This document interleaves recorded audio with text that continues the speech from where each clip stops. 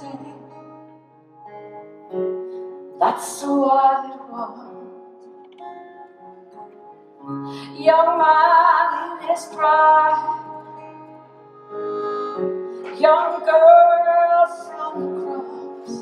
After more than 3 decades of performing at the Birchmere, club favorite Mary Black felt the emotion of playing one final show on the Birchmere stage. Yeah, it's a special place for me. Actually, I felt a little bit sad coming in this evening. I took a picture of my name outside and things like that I hadn't done. Well, I might have done it before, but it kind of means more to me now. I played here in the Birchmere, and the old Birchmere would have been 83, 84, which is like 30 years ago. And so I've been touring ever since, all over the world, not just America, of course, but Australia, Japan, all over Europe. And I just feel the time is right to call it a day on the touring. Now, I'm not actually retiring completely. I don't want to stop singing because I'll never stop singing. But what I want to do is I'll sing in Ireland. I might go out for an occasional festival or something that doesn't require the, city to city traveling, the hard side of touring, which is tough, and while I love it still and I'm enjoying this tour as much or maybe more than any of them, but I think the time just feels right. It also felt like the right time for Mary to look back over her life. She hopes anyone who's followed her music will enjoy reading her autobiography, Down the Crooked Road. The autobiography came about because I was approached by a publisher about 4 years ago, and they wanted me, Transworld, they wanted me to write an autobiography. And at the time I said, absolutely no way. I said, too young to write an autobiography.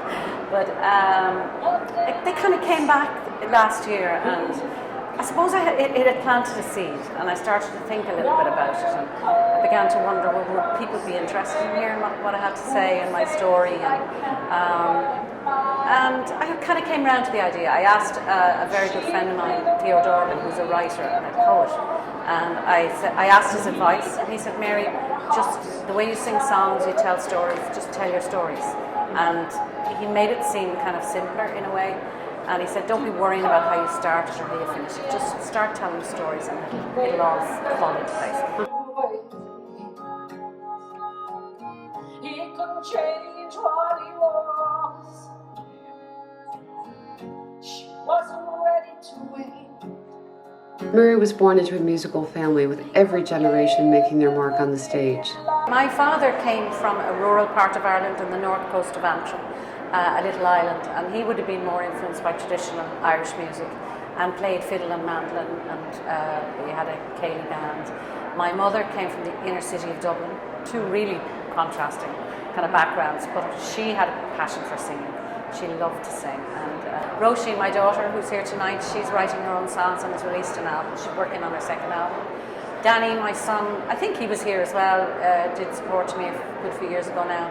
He's in a band that have done hugely well in Ireland, and he's recorded, the Coronas are called, and they've recorded, this is their 4th album, which is coming out next month, so they're well on their way to making it. While she knows she made the right decision to stop touring, performing at the Birchmere will always hold a special place in Mary's heart. Every time I play here, I always feel that something special happens. And I often wonder what it is that makes that. It always feels like a special night, and I think a lot of that has to do with the room itself, the acoustics in the room, the atmosphere of the place, just the vibe, for want of a better description. And I do think that it's a great place as a performer to come. It's so professional. All the people around are so nice and welcoming. You get the big feed before you do the show, and it's just great. It's just great. It's kind of one in a million.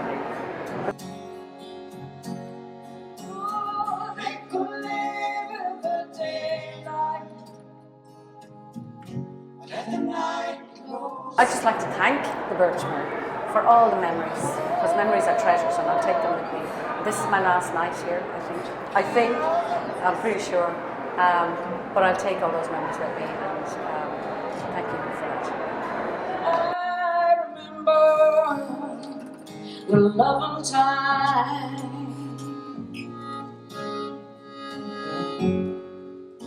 nothing else really counts.